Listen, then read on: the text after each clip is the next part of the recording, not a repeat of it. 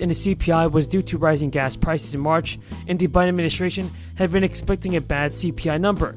Jen Psaki said yesterday, "We expect March CPI headline inflation to be extraordinary due to the crisis." And Biden said, "I'm doing everything within my power by executive orders to bring down the price and address the crisis price hikes. In fact, we've already made progress since March. Inflation data was collected." Biden has noted that the authorization of E15 gasoline in the country will help some people, even if it's an extra $1 or $2 in the pockets when they fill up their gas.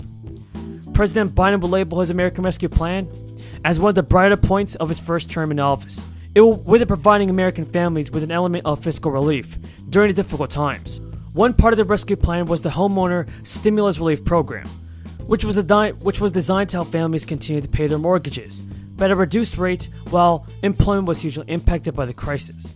There are several programs that are providing relief right now to homeowners. Homeowners have experienced income loss in the course of the crisis, and while some have recovered from the events over the past 2 years, other homeowners might still be struggling to keep up with their housing payments, especially in light of recent inflation. The good news is that there's still relief available for homeowners who are struggling to pay for household expenses. And some homeowners could be eligible for as much as $80,000 in aid. So while certain protections like mortgage forbearance have run out in some states, there's still some available aid for property owners thanks to the Homeowner Assistance Fund. That fund is a good $10 billion available to pay for homeowners who are behind on their mortgages and other housing-related expenses. As was the case with the rental assistance funds, money from the Homeowner Assistance Fund will be given out at the state level, but eligible recipients will be in line for anywhere from $15,000 to $80,000. That money can cover expenses including mortgage payments, property tax bills, homeowners insurance fees, HOA fees, and a couple more things. To qualify for aid under the program, homeowners will need to show they experience financial hardships. So folks, this is definitely a good idea from President Biden to do more for the American people that are in need of 4 stimulus checks. If you guys agree, tell me in the comments down below. Stimulus checks are here, everybody, and get ready to receive them. So we have a ton of good news about the 4th stimulus payments. There are huge developments being made on the 4th stimulus package. The IRS has confirmed a possible new delivery date for the next round of stimulus.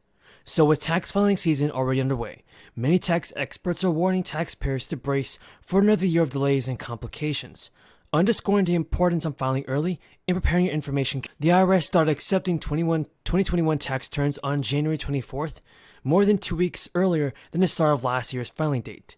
Most taxpayers have until April 18th to file, but the IRS has a long road ahead of it. Stimulus checks and scaled-up child tax credit payments are creating extra work for the IRS. So, in many areas, the IRS is unable to deliver the amount of service and enforcement that the tax system needs. So folks, in 2022, the new year of this year's tax filing season all comes down to the crisis. The federal government tasked the IRS with delivering most of the direct aid approved for 2021 in President Biden's American Rescue Plan.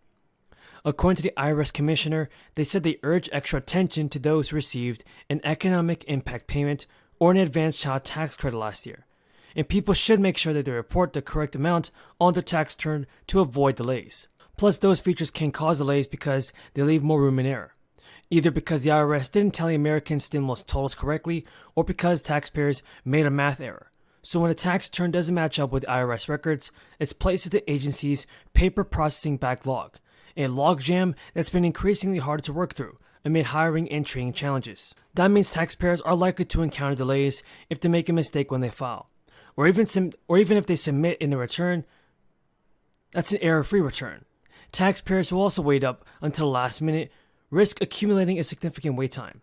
According to tax experts, getting started early and filing electronically are the 2 most important things when you're trying to get a stimulus check and extra money from the IRS. And if you are a U.S. household with dependent children, you will also want to pay careful attention when submitting your tax return this season, because it's your main opportunity to reconcile any missing child tax credit payments, or settle any overpaid balances from throughout the year.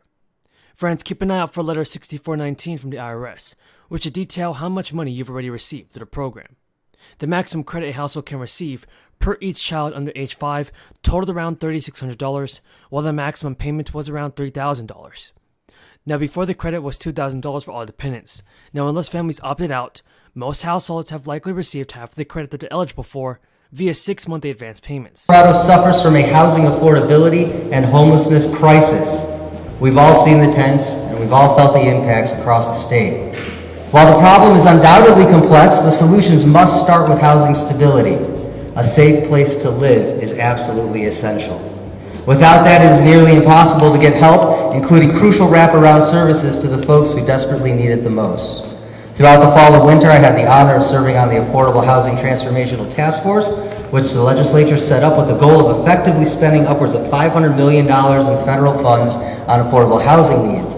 I would like to thank Governor Polis and his office for prioritizing another $200 million designed specifically to address homelessness.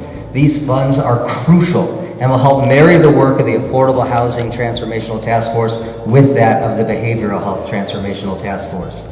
Those who've studied this problem know that addressing homelessness requires access to both affordable, safe housing as well as mental and behavioral health wraparound services, and that is precisely where these dollars are intended to flow. I am honored to be joined with my dear colleague and friend, Representative Tony Exum Sr., Senators Gonzalez and Coker, to introduce a bill I believe is dropping today to establish a grant program within the Department of Housing totaling over $105 million specifically to fund local efforts to attain affordable housing development, property conversions, and supportive services and data. This is a statewide and local solution to a statewide and local problem. These grant funds will be paired with local matching funds and resources to ensure that we leverage and maximize our available impact. So with that, I want to thank the Governor's Office, the Affordable Housing Transformational Task Force, the work of everyone on the Behavioral Health Transformational Task Force, the sub-panels, the facilitators, our excellent policy staff here at the Capitol, and all the experts, community stakeholders, and others who have been working tirelessly to make sure we get it right with respect to these one-time dollars. With that, I thank you very much for being here, and I turn things over to Kathy Alderman.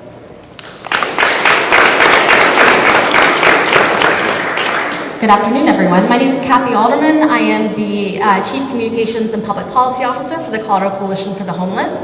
I also had the honor of serving as the Vice Chair for the Affordable Housing Transformational Task Force sub-panel. And if you can come up with the acronym for that, I praise you. During that sub-panel process, homelessness came up over and over and over. Obviously, it's one of the greatest needs across the housing continuum.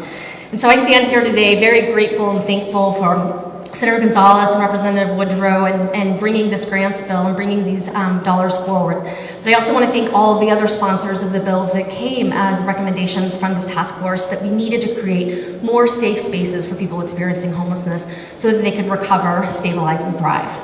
I want to thank the Governor's Office for his bold approach in committing these funds outside of that transformational task force process.